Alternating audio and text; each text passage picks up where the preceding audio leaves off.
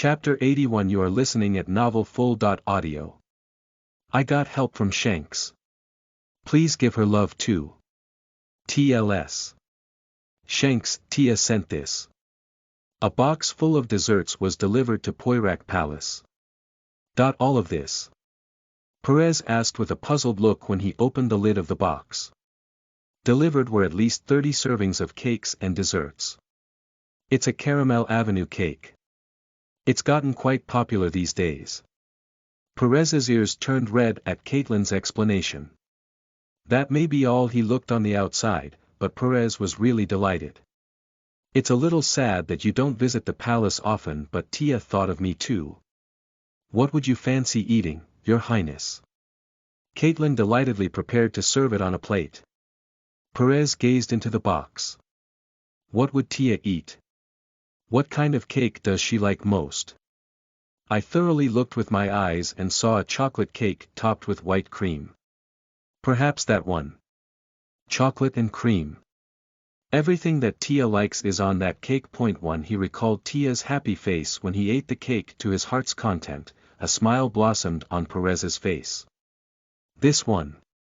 When Caitlin moved the cake, Perez pointed onto a small plate. An attendant arrived at Poirac Palace. There was an order for you to come to patronage, Your Highness the Second Prince. Right now? Yes, Your Highness. Perez gazed at the cake box with eyes dripping with regret. 1. The attendant saw Perez's sad figure and said. We have refreshments in the central palace, but you can bring those if you want. No. Perez adamantly refused. I'll go now. I am not planning to share Tia's gift with anyone, not even to the Emperor. 4. Kailas. Yes, Your Highness. I will watch over it with pleasure. Kailas assuredly smiled as if he understood Perez's heart. Perez nodded once at Kailas and proceeded to follow behind the attendant. At the central palace, there was a large greenhouse. It was primarily intended to protect the exotic plants which cannot grow well under the capital's climate. And because of its optimal temperature, it was often used as a place to gather and have tea time. Perez stopped his step when he saw who was inside the greenhouse. The one drinking tea while leisurely admiring the flowers was not the emperor. It was Empress Rabini. I glanced at the servant and opened the greenhouse door with a smile as if it was the correct place where I was ordered to go. Shrug shrug. Perez's footsteps resonated inside the greenhouse. I see you have arrived. Empress Rabini, who was admiring the petals, directed her gaze upwards and greeted Perez. Come here and sit down. Her smiling face was convincingly sincere. But he just stared at the Empress with his somber, calm eyes. Didn't I tell you to have a seat? The Empress repeated with a brighter smile and a sweeter voice. Perez, instead of answering, pulled out the chair the Empress pointed and sat himself down. Rabini smiled contentedly and placed the tea in front of Perez herself. Meanwhile, Perez looked upon the flower Rabini was admiring a while ago. Malapitian. 1. It was highly poisonous. The more yellow it bloomed, the more toxic it is. But the flower's appearance is captivatingly beautiful. The flower petals dancing with the wind resembled the Empress' dazzling looks of blonde hair. Cring. 1. A monotonous sound accompanied the filling of Perez's teacup. It was a clear and transparent yellow. You must be wondering why I summoned you here, right? Instead of answering, Perez leaned his back on the chair. His relaxed countenance made Rabini's long eyelashes flutter. But her flowery smile only darkened. I apologize for neglecting you all this time, Your Highness. So the reason I called you here is no other than. The Empress stopped what she was about to say. She glanced upon the teacup in front of Perez. Why are you not drinking, Your Highness? It was indirect, but she certainly is pressuring him. Hurry and drink the tea before you. The Empress smiled, commanded to do so. But Perez refused to yield. He did not even touch the teacup and faced the Empress with indifference. This is not your average tea. I purposely prepared special herbs for the prince. Is it not to your liking? If you happen to hear Rabini's voice, Perez will seem like an ungrateful man to the Empress. Not that Perez would care anyways. His red eyes stared at the tea that was clear, and vivid yellow, and slowly parted his mouth. I am fine. I'm tired of grass now. 3 Perez pushed the saucer with the teacup in front of the Empress. Please have my share too. What a pity. What? Perez breathed heavily as old rage rises within him. A rusty knife isn't threatening at all. It is time to sharpen ourselves with determination. But his resolve was shaken by the Empress' next words. The reason I called your highness here is for you to call me mother in the future. 12 Mother. As soon as the word came out of the Empress's mouth, Perez depicted himself slitting her throat. First stab Astana, enough for him to be covered by cuts all over his body and make him gravel on his feet, and kill Rabini right in front of my eyes. 3 His mind was filled with images of his dying mother in the detached palace cursing the emperor with her last breath. The dry tears that worried about him, who was left alone, seemed to be still wetting his hands. Perez glared at Empress Rabini. The only thing that could possibly seethe his anger is to see those mother and son covered in blood. The Empress smiled more pleasantly when she saw the spark in his eyes for a moment. I have already talked with the emperor about this. I may not be your birth mother, but I will treat you like my own son. Grug. Perez grasped the steel chair's armrest. You are still at the age where you need your mother's help. The emperor was so proud of you. So, after much thought, I came up with the perfect education for the prince. The Empress said with her beautifully arching eyes. Please attend the academy, your highness. If I stay here any longer, I will definitely. Tack. Perez had no plans to listen anymore and stands abruptly from his seat. Your highness. The Empress was startled and raised her voice with a frown. What do you mean by this, your highness? I am not done speaking yet. I am sorry. Perez looked down at the sitting Empress with cold eyes and spoke. I have nothing more to learn. Perez left the greenhouse after saying those words. The Empress said something more, but Perez did not care. Since Perez knew how to use aura, there were no knights of the Empress who dared apprehend him. He returned to Poirak Palace. Caitlin and Kailas looked at him with concern in their eyes. Perez's face was distorted. No one was able to approach him and ask why. Kailas stamped his feet repeatedly. He better screaming and breaking things, it wouldn't be so heartbreaking to watch.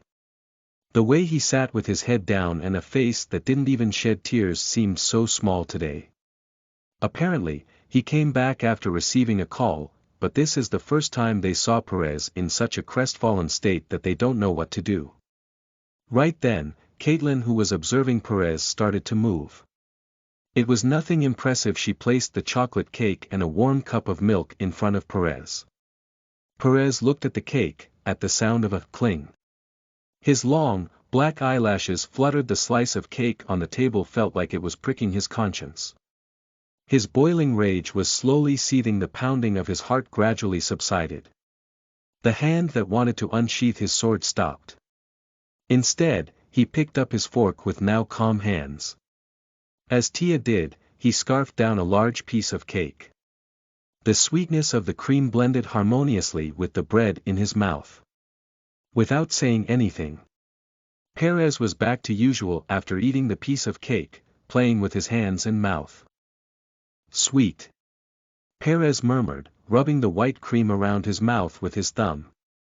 I visited Pellet's office when I heard that Violet had finished researching the Lyra coal mine. Violet offered me a well-organized, thick report. The Lencanta family has a total debt of about 7,000 gold.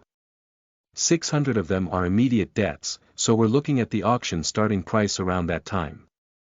600 gold is quite a lot of money in a typical aristocratic family. It's understandable trying to dispose of a coal mine. The remaining coal reserves in the Lyra mine are expected to be very small. And after a separate inquiry, the people of Anginas went around here a few months ago. Did you find out exactly who it was? This is Croydon Anginas at the top of the Dirac. Violet confidently reported.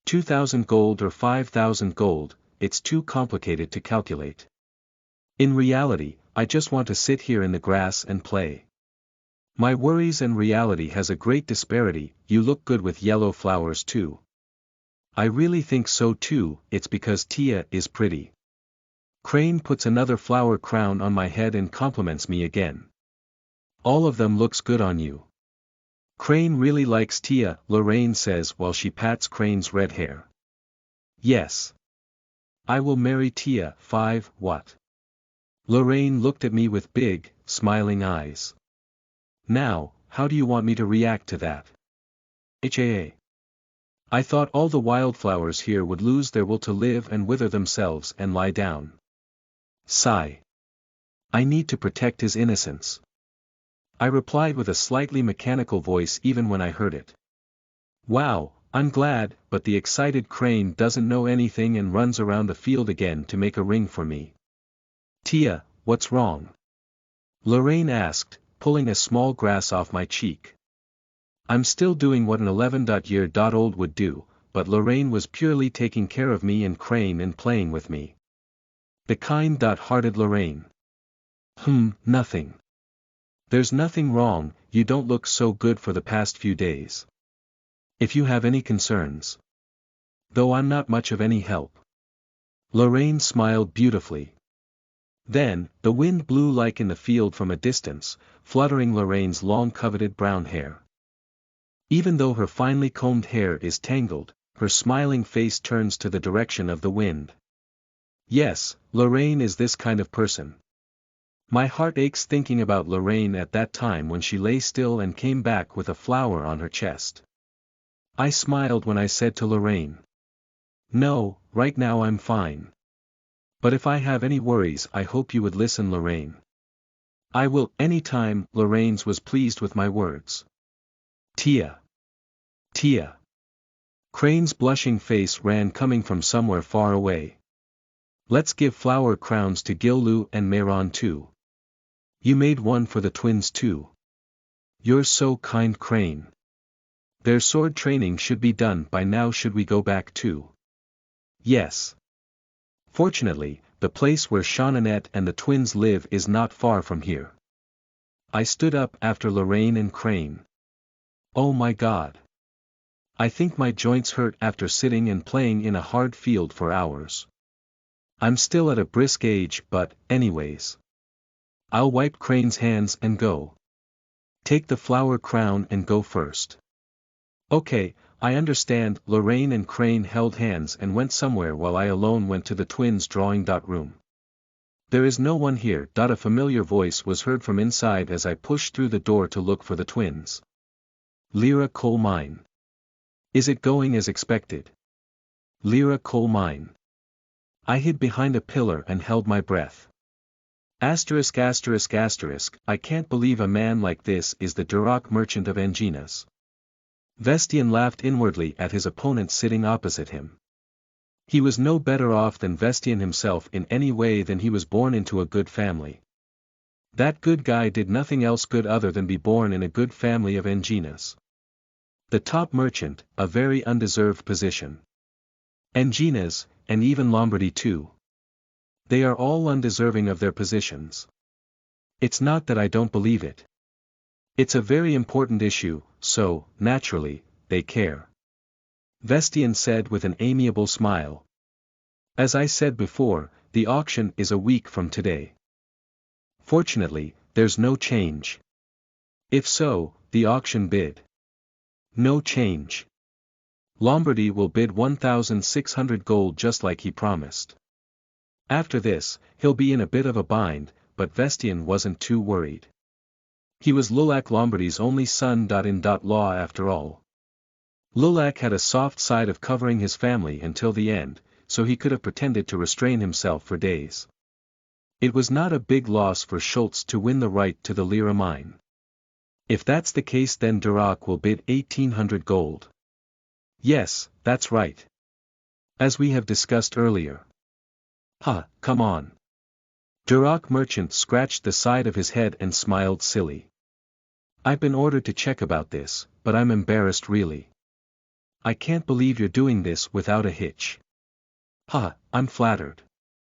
But as you said, I think it would be nice to have a little bit of faith in this Vestian Schultz.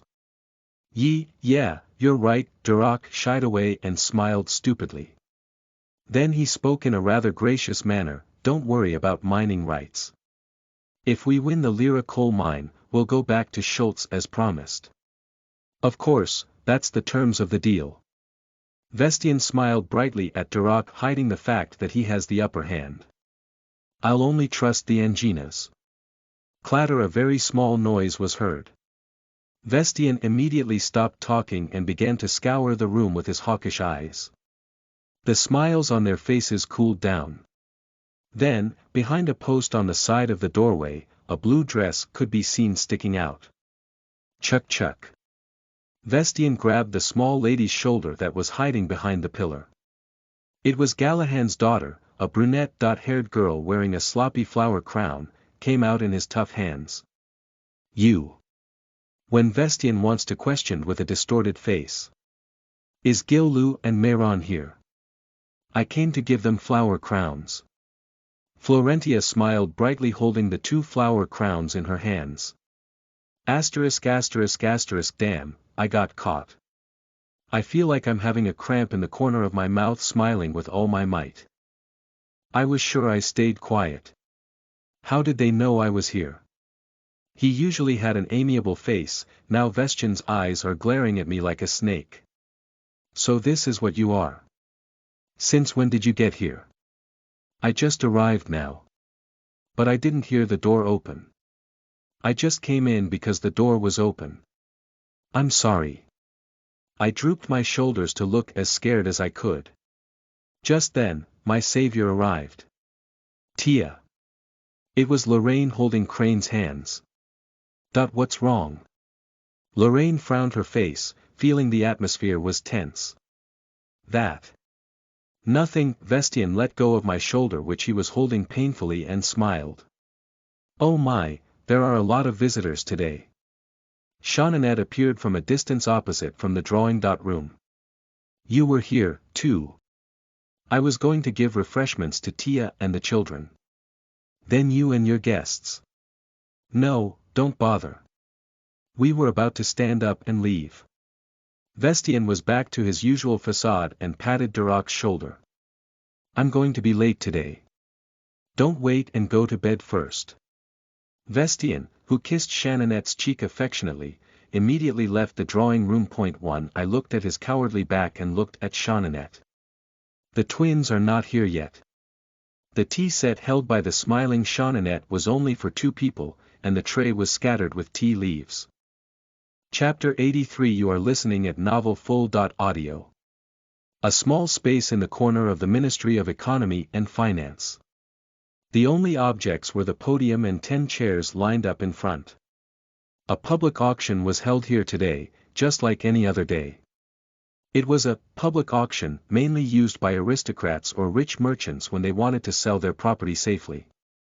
If a small fee was paid at the selling price of goods, the whole process would be under the authority of the imperial family, so it was the preferred method because there was no useless gossip.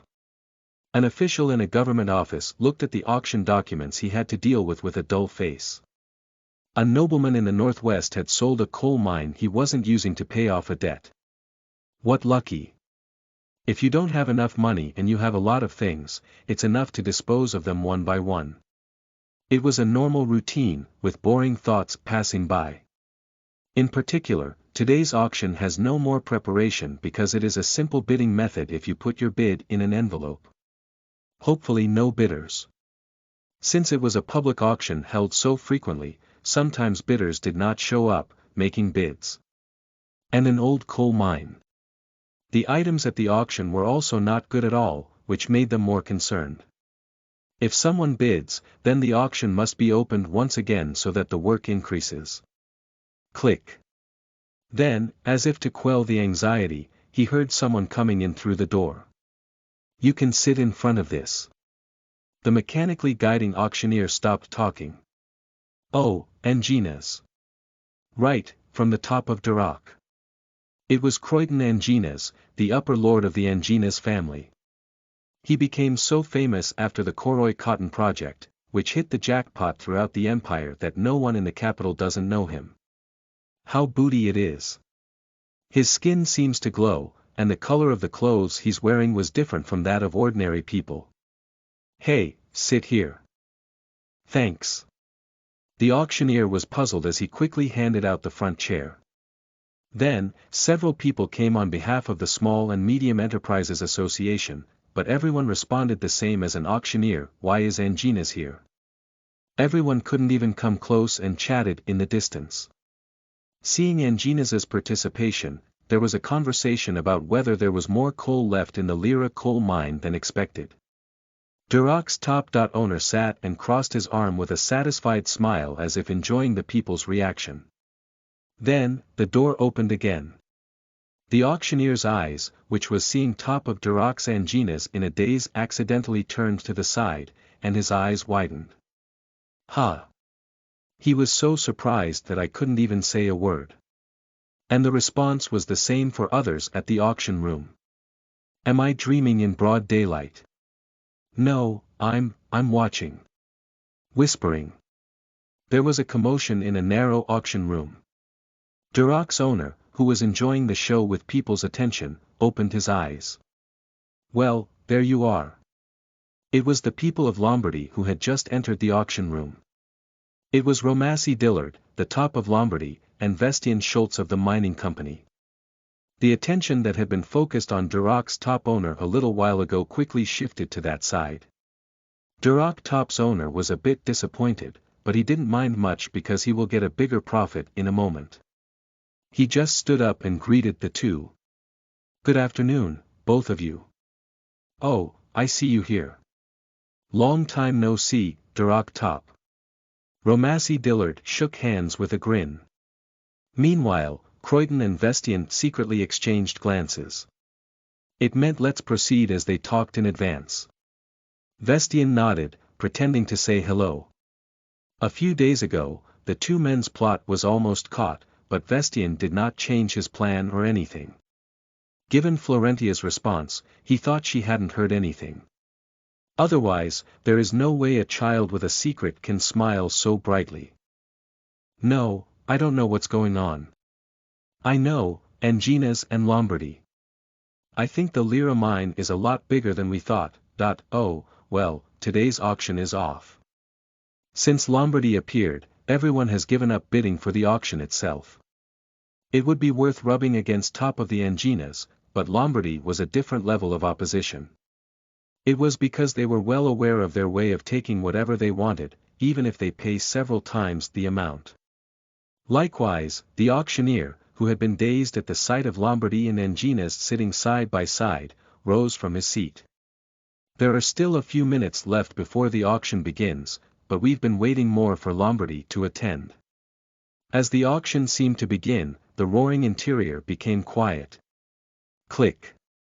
It was then that the door opened again. It was a handsome man who came into the auction room alone. The man, looking around, stepped inside with a leisurely step. Unlike the two famous family members, people felt sour. But there was an unexpected reaction. It was from the people of Lombardy and Anginas. Oh, no. How could you? Claravan Pellet. Unlike the three men who were flapping their hips in surprise, Claravan was easygoing. He shook his head and crossed his legs anywhere in the middle where no one was sitting. Ha! Especially Romassi Dillard was surprised by his son's sudden appearance. After exchanging glances for a moment, Durock top's owner and Vestian frowned.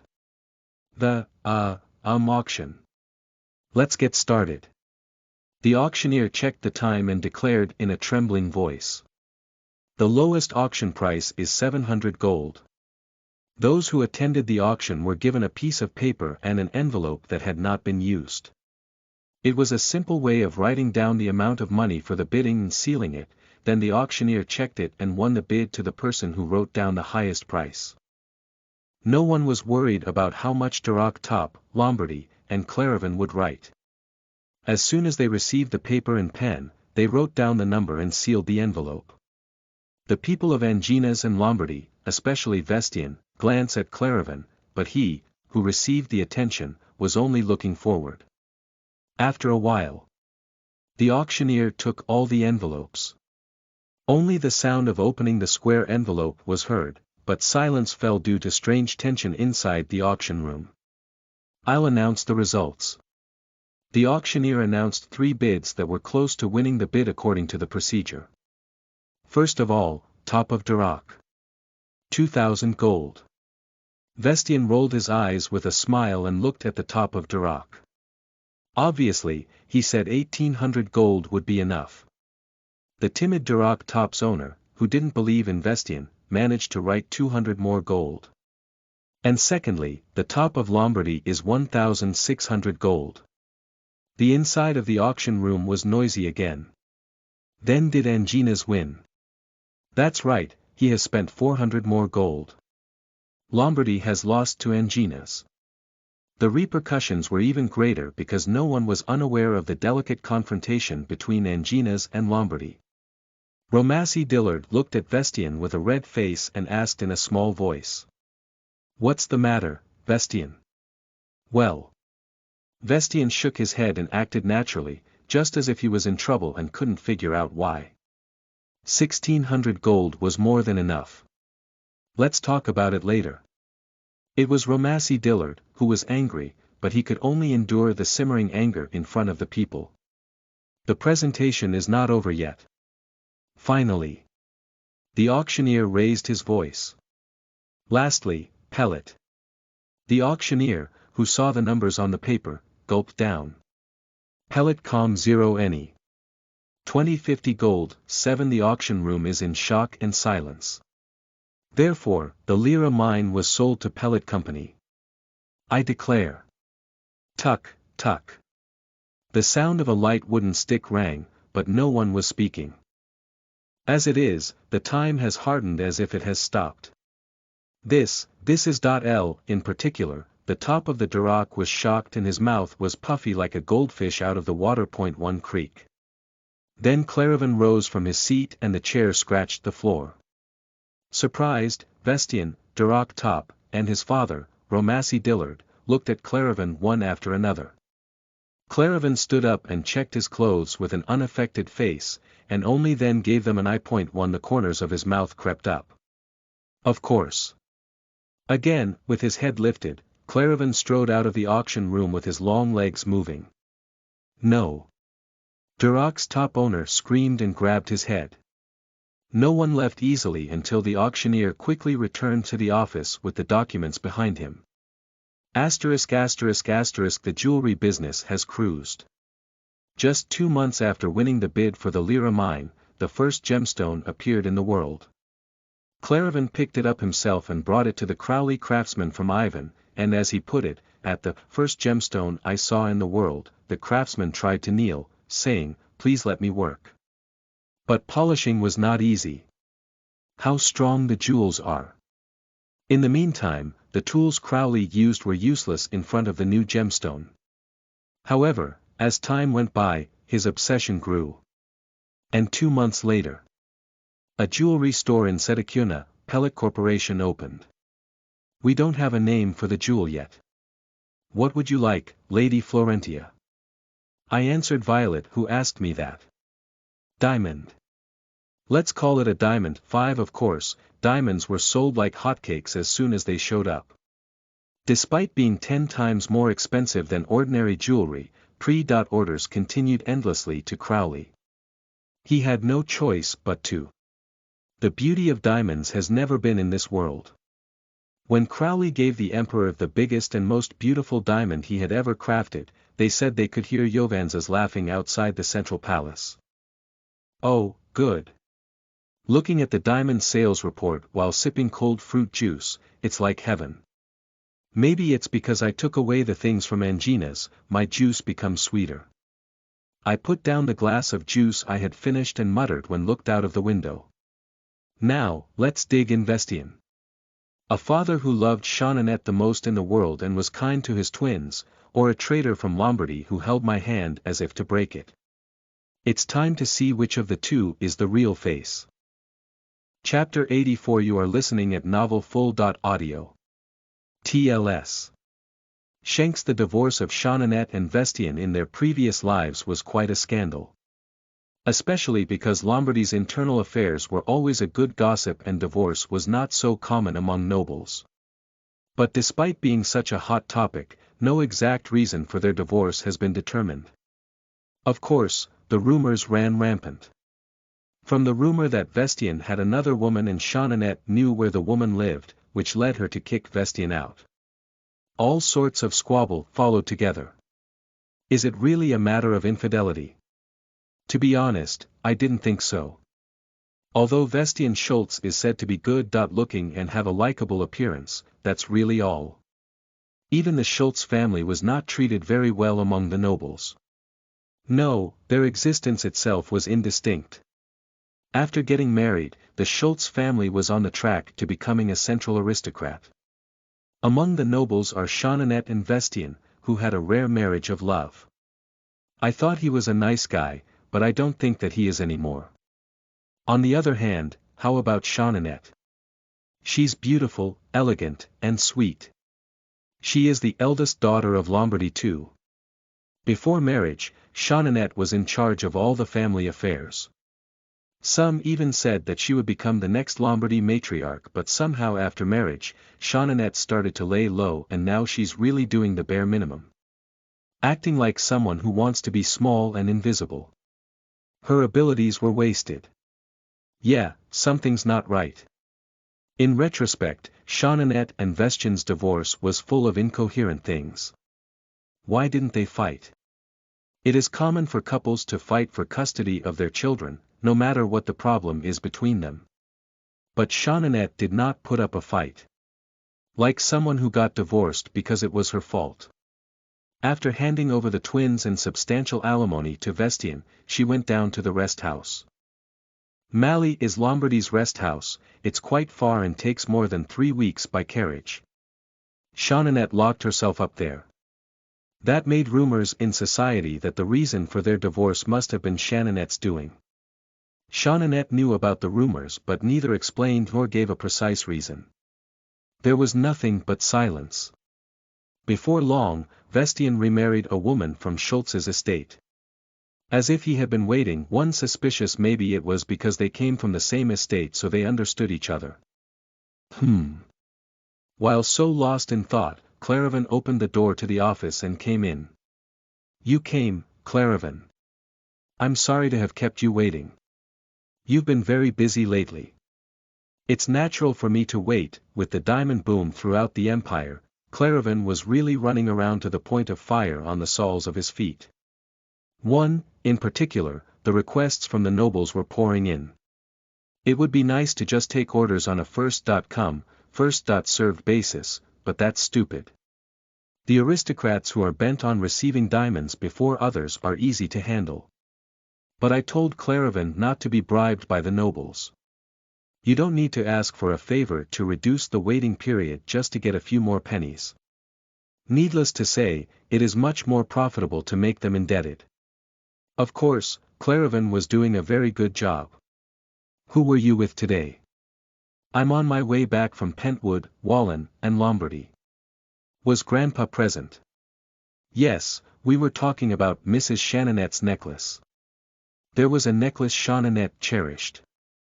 It was a keepsake of Natalia, the mother of Shaunanet and my grandmother. It's a simple sapphire necklace, so diamonds would look good on her. Say you'll do it in a month or 2. Yes, Miss Florentia. I looked a little closer at the face of the nodding Claravan. What's wrong? You were too busy these days that I thought you wouldn't look that well. But now that I look at you, you actually look better. It's because I'm cut out for work. The business is going well and booming, so I have no choice but to be energetic. Claravan even showed me that his skin is much smoother than before. It's really milky and glossy like a peeled hard-boiled egg. Amazing. How's the preparation for the banquet going? It's going smoothly. Most of the people who I invited replied that they would attend. About the guest list. I don't know if it's true, but it's worth the money. It wouldn't be a bad idea to check it out. Is it still possible to add? Yes, if you're thinking of the second prince, we can add security forces. No, not Perez, then who? Send invitations to Patron Street on Schultz Estate. To a woman named Maria. Maria Patron. BDNV, the woman who Vestian remarried. 1 The Pellets Shop banquet was a success. The new shop's party, in which only those on the list can enter with invitations, was enough to shrug off those present.